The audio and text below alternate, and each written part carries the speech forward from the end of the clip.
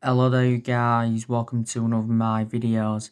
So according to the transfer expert Ian McGarry, Manchester United have improved their offer for Jadon Sancho. This new offer is around 99.6 million. Don't forget, recently we had a bid turned down for Sancho because Sky Sports said earlier on this week that we had a £91.3 million bid turned down. We'd offered 73 million up front with 18 million in add-ons. Now, it's just recently said that we have agreed two aspects of the Jadon Sancho deal. So the personal terms have been agreed and the agent fees have been agreed. Now, Borussia Dortmund's valuation is obviously £108 million. They have remained ruthless over their valuation throughout the course of this transfer saga. We have been in for Jadon Sancho for like the last 3 years. He is our number one priority target, but we have confirmed we are not giving up on the signing of the player. Ole Gunnar Solsjaer has held quite a few negotiations with Sancho, and Sancho's reportedly told him that he wants to come to Manchester United. So, in a way, Sancho has been forcing a move, and he said he believes his move to Manchester United will happen before Monday's deadline. But there's a lot of Manchester United fans now that are fully disregarding Sancho coming to Manchester United. Now, around 4 or 5 weeks ago, Sancho to Manchester United obviously looked dead in the water because Dortmund said to us back in August that we had until the 10th of August to sign the player. We obviously missed out on that deadline, so then Sancho went out on pre-season, and then just after that, it mentioned that we'd abandoned our chase for the player until the summer of 2021. Now, it fueled more speculation up recently because Sancho skipped Borussia Dortmund training. He was also withdrawn from Borussia Dortmund's squad for their game against Bayern Munich recently in the German Super Cup. Now, Michael Zorg, who's Borussia Dortmund's sporting director, he came out yesterday and made an admission saying that Borussia Dortmund have been talking with Manchester United in relation to Sancho, but he still insists that Sancho will stay at Dortmund. Sebastian Kell, who's Dortmund's head of football, he said the same thing the other week. Lucien Favre, Borussia Dortmund's boss, he said the exact same thing. But if we don't get him before Monday, we may never sign Sancho. And if he is to stay at Dortmund and if he is to do well this season, then obviously, his valuation will go up. It's already gone up a lot, reflecting on how good he's done since his arrival at Dortmund. Dortmund only paid £8 million for him from Man City, don't forget. Sancho still got a contract with Dortmund until 2022. Now, we have been looking at a lot of alternatives to him, don't forget.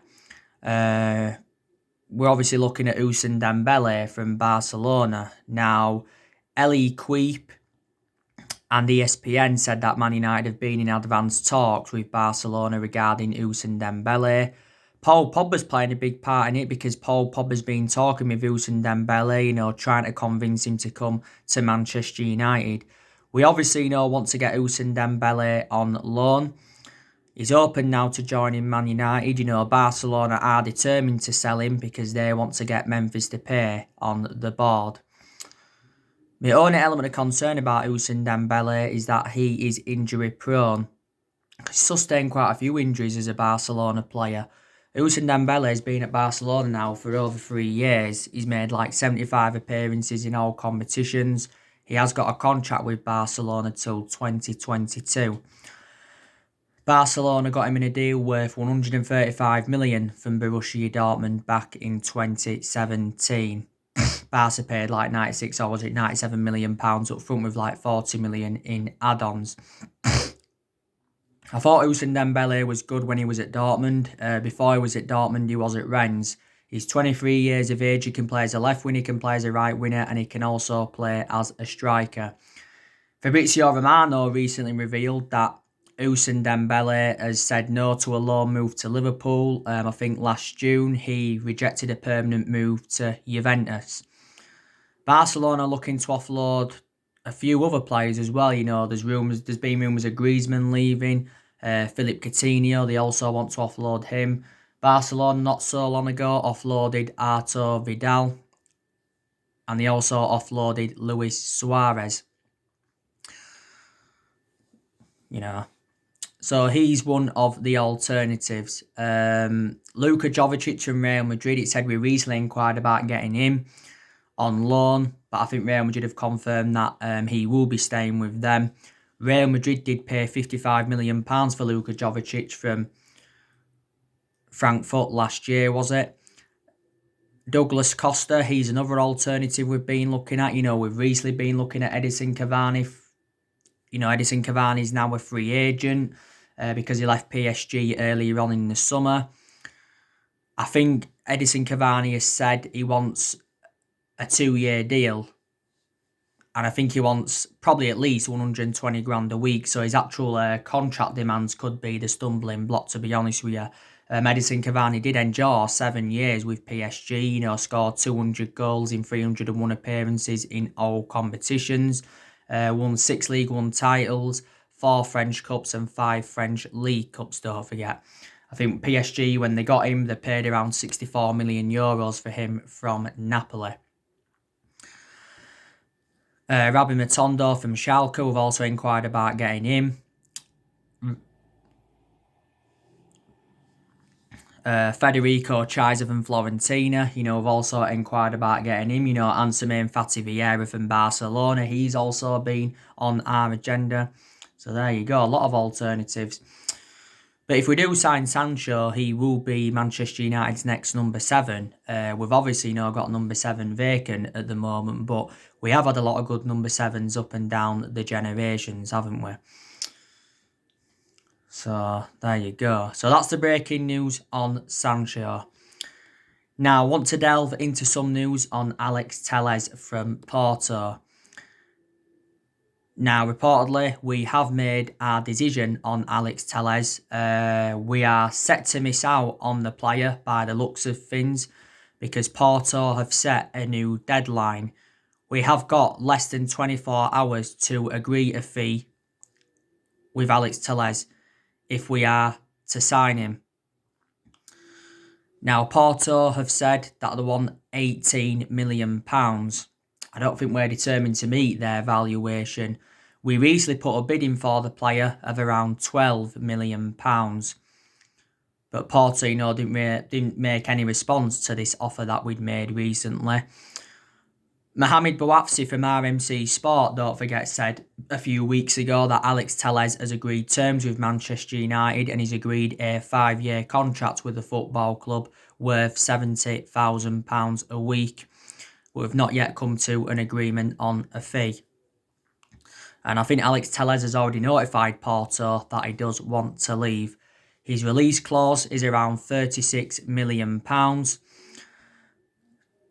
He's been at Porto now for quite a few years. He's in the final year of his contract. Before he was at Porto, he had a loan spell with Inter Milan. Before then, he was at Galatasaray. When he was younger, he played for Grêmio and Juventude. He is the age of 27 and he's predominantly a left-back. And I did mention, didn't I, that Manchester United need to get a left-back. We've got 2 predominant left-backs in the team at the moment, and that's Luke Shaw. He's our first-choice left-back.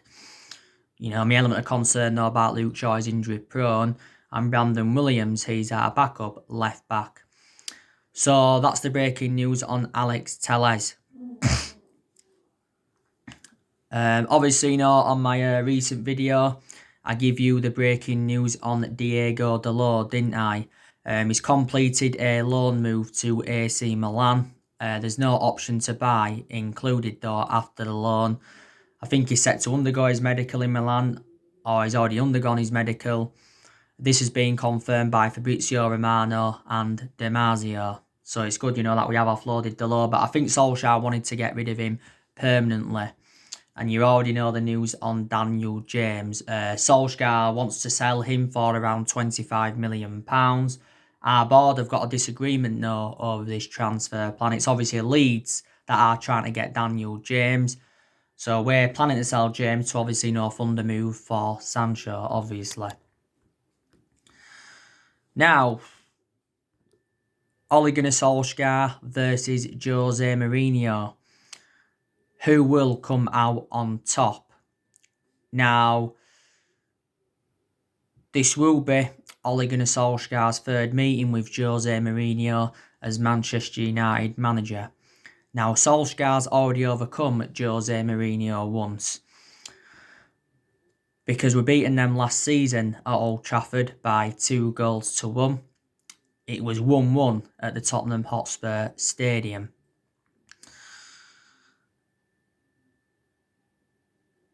You know, Jose Mourinho reuniting with Manchester United.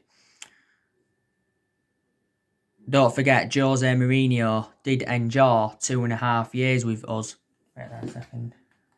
He won the Europa League and the League Cup in his first season, and also got a second in his first season. Jose Mourinho recommended 11 players in to Manchester United, and I think he spent around 400 million with us, or just under 400 million pounds.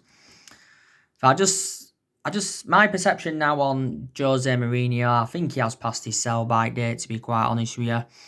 Obviously, you know, he's got a fantastic pedigree behind him, you know, reflecting on, you know, what he's won and that, because I think he's won around 25 major honours in his managerial career. And there's obviously, you know, been a lot of Tottenham fans that have been critical of Mourinho since he appointed him in, was it last year? You know, Tottenham, to be fair though, have made some good signings in this summer transfer window. You know, they obviously, you know, brought Joe Hart on a free. They obviously brought Holberg in. They brought Doherty in. They brought Kyle Walker-Peters in. They brought Reguilon in. They also brought Bale back. There's other players that they've brought in recent years. You know, they brought Jedson Fernandez in, Steven Bergwijn, Giovanni Lo Celso, Ryan Sessegnon. They also brought him in. And, you know, Tottenham have got some very, very good players in their team. Obviously, you know, they've got Harry Kane. He's their threat.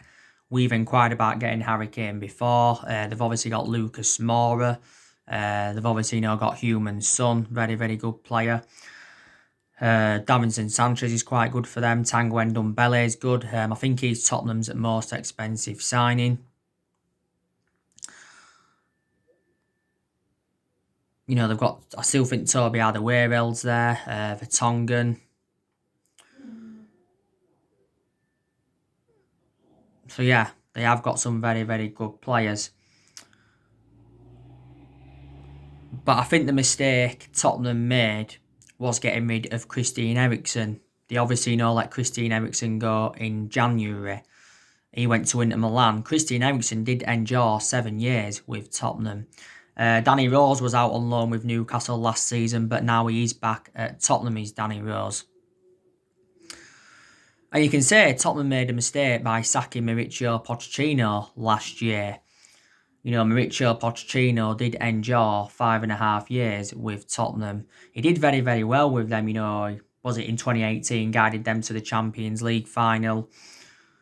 Analysing the vast majority of his managerial tenure at Tottenham, Tottenham were competing in and out of the top 4, weren't they? He is a good manager, is Pochettino. You know, he's well proven in that in the Premier League. My only element of concern about Pochettino is that he's not won anything in terms of silverware. Don't forget, we was in for Pochettino before Solskjaer got the job permanently in March last year. The good news is, though, from our perspective, that Tottenham have got a few players out with injury. Bale is going to be unavailable for tomorrow's game. Giovanni Lo Celso is also going to be unavailable. I think he's injured. And Human Son, he's out with injury. So that gives Manchester United an advantage.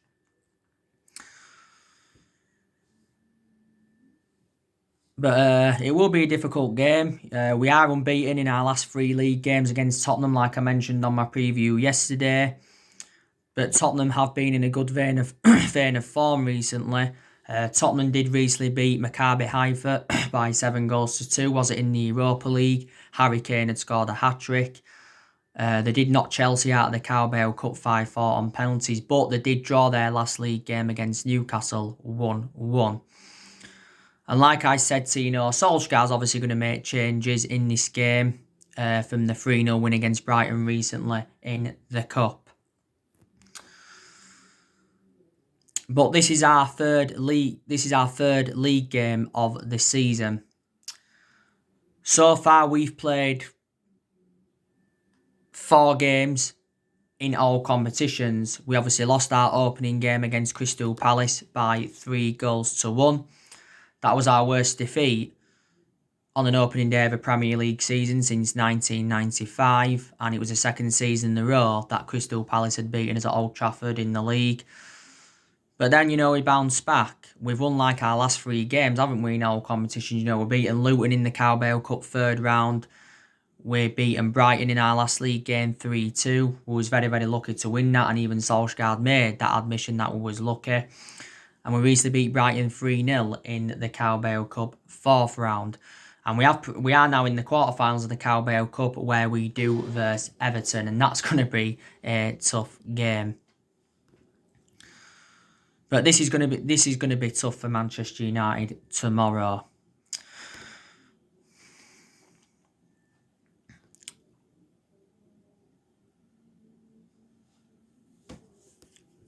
But we've got to make more signings before this transfer window shuts.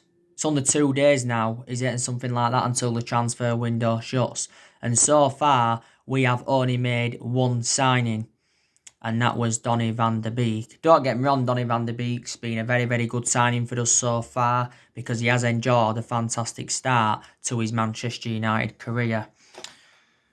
But we need more than Donny van der Beek, and there's still key areas where we are lacking. Like I mentioned, we need a right winger, we need a left back, we also need a centre-half. We need someone to go alongside Harry Maguire in our back line. But we have got around 7 centre-halves in the team. But I think Solskjaer's planning to get a centre-half in next summer.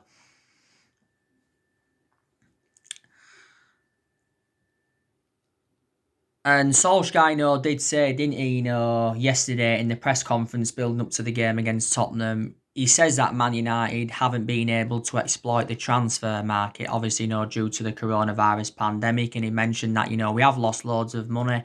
But a lot of clubs have lost loads of money. But he did say, we are still working on transfers. And if any ins or outs happen, obviously, he will update us. But the lack of transfer activity, Solskjaer's not to blame for that. The board are to blame for it. And Solskjaer's revealed quite a few times that he's been very infuriated with the board. But we've been critical of Woodward and the Glazers for several years anyway. Reflecting how poor our recruitment policy's been. We've also overpaid for players. We've made a lot of mistakes in the last 7 years. That's one of the main explanations why we've been so inconsistent. I think the managers that we've had since Ferguson retired haven't been backed enough. And I think up until this point, Solskjaer's not been backed enough as Manchester United manager. And I think he does deserve more backing because he's publicly admitted that we've got to spend money in this summer transfer window. Woodward's been at the football club since 2012, been with us around 8 years. And the Glazers have been at the football club since 2005. You can also say Matt Judge is also accountable for the failure of some of the transfers. Matt Judge has been at the club now around 7 years, but I think the Glazers are the biggest culprits because they're the ones that decided to recommend Woodward in, and they also recommended Matt Judge in.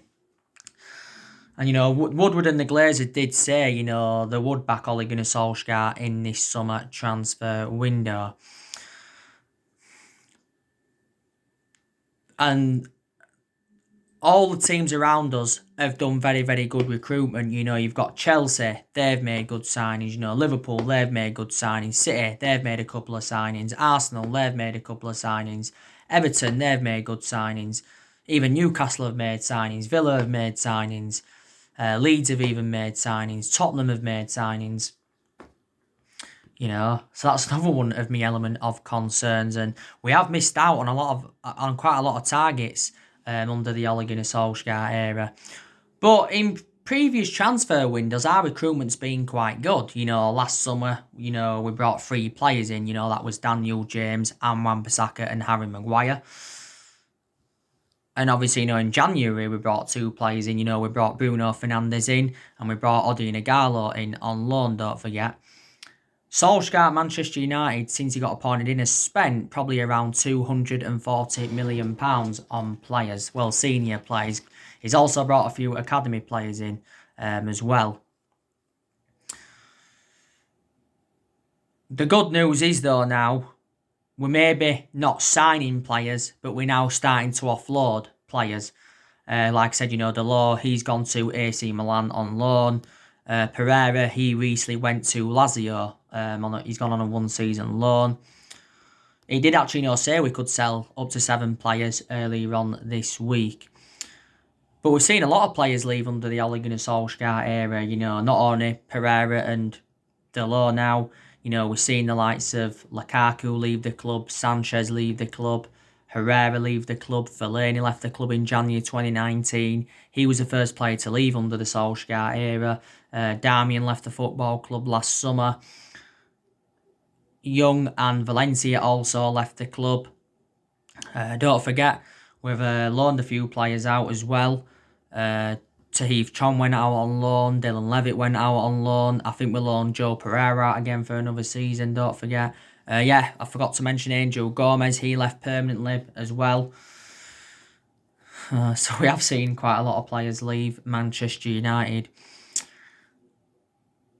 There's still players we're looking to get rid of now, though. Smalling, he's one of the players we're looking to get rid of. He's obviously heavily linked to a move to Roma. I think we want around, is it 18 million for Smalling or something like that? I heard that Roma have put a new bid in now. Roma did put a first bid in of £12 million, but this had been turned down by us. Don't forget, Smalling was out on loan with Roma last season. He did very, very well, to be fair. Smalling's been part of the club though for several years. He's been at Manchester United now for around 9 to 10 years. Obviously got him under the Sir Alex Ferguson era. Rojo, he's also another player we're looking to offload. Let's be honest, Rojo hasn't really established himself as a first-team regular since his arrival from Sporting Lisbon. We paid £16 million for Rojo from Sporting Lisbon, didn't we? So he's enjoyed a good 5 years or so at the club. Rojo was out on loan with Estudiantes last season. I think Rojo's current contract with us expires next year. Phil Jones, he's also another player, we're looking to offload. Phil Jones has been with us since the Sir Alex Ferguson era.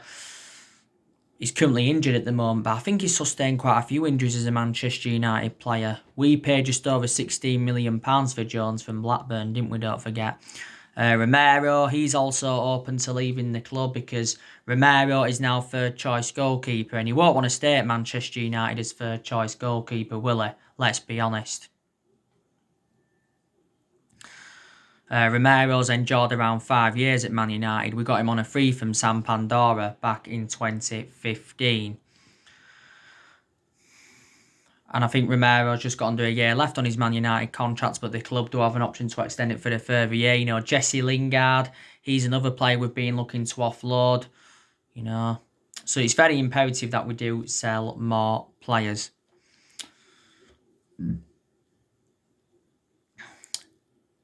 Solskjaer has been at Manchester United for nearly 2 years now. He's been with us nearly 2 years, yeah. And I've taken positives from his tenure so far. Like I said, he's made good signings. He's got rid of players. He's given the young players a go. I'll give him credit for that. We've also had good periods under him. We did go on a 19-game unbeaten run in all competitions.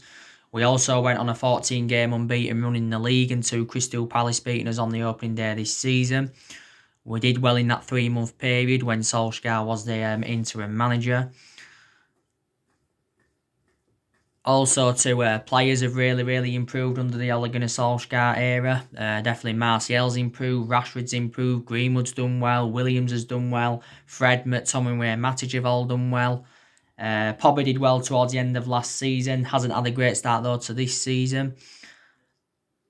I think the signing Solskjaer's brought in have done well. Luke Shaw's also done well.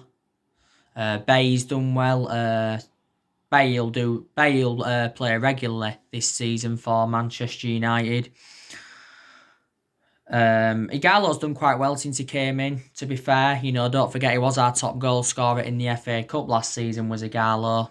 Just after the first lockdown, we extended his loan until January 2021 and that. So yeah, we definitely can take positives from his tenure, but there's still things that Man United need to improve on. Obviously, Solskjaer's got to improve his decision making, because in a lot of games at Manchester United, he has been tactically naive, hasn't he? Let's be honest about it. There's still certain players that have got to improve as well. So, yeah.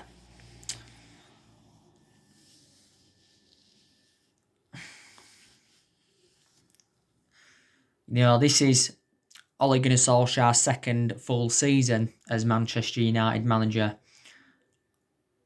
And I said, to keep his job, he must guide us to a top 4 finish this season, or maybe a top 2 or top 3 finish, and win a trophy. Winning a trophy is definitely a priority for us, because we've not yet won out in terms of silverware under the Ole Gunnar Solskjaer era, and we haven't won a trophy for over 3 years. If we don't exceed these expectations, then Solskjaer could possibly get sacked as Manchester United manager. I don't really have much of a perception on him at the moment. We've got to delve more into the season first before I give you a perception on him. Obviously, last season was his first season at the club, and to be fair, he did exceed most of his expectations. Obviously, got us qualification for the Champions League. He also got us 3rd place, and we also progressed to 3 semi-finals, which was very good. But the first part of last season, we enjoyed our worst start ever to a Premier League season, didn't we? And at that point, Solskjaer was under serious pressure, and he was close to getting sacked as Manchester United manager. But like I said, Solskjaer's inheriting a lot of players even the Jose Mourinho era, don't forget, because the vast majority of this team's Jose Mourinho's, isn't it? Still a few players even the Van Gaal era, still one player from the Moyes era, and still a few players from the Sir Alex Ferguson era, isn't there? But Solskjaer needs more time, like I always mention. He is our 4th permanent manager since the Sir Alex Ferguson era. 3 managers have been sacked since the Ferguson era, and that was Moyes. He got sacked after 8 or 9 months. Louis Van Gaal, he got sacked after 2 years. We did win the FA Cup under the Louis Van Gaal era, and Jose Mourinho got sacked after 2.5 years. He did win the Europa League and the League Cup in his first season, but we've only won 3 trophies since Ferguson's retirement, haven't we? Under the Sir Alex Ferguson era, we won a total of 38 major honours, including 13 Premier League titles. I just think it's going to be hard for any manager at Manchester United to replicate Ferguson's legacy or to last as long as Sir Alex Ferguson did. Ferguson enjoyed 20 odd years at the club, but he didn't settle in straight away because he didn't win out in his first 4 years at Manchester United, did he? So let's be honest about that. But I think we are at least 3 to 4 years off from winning the title. I think for us to mount a title challenge up this season or next season, I think we've got to make a couple of more signings. So let's see anyway what happens. So anyway, guys, that's everything to update you today. Drop your comments, likes below on the channel. If you do, consider subscribe as always, and take care. God bless. See you all again very soon.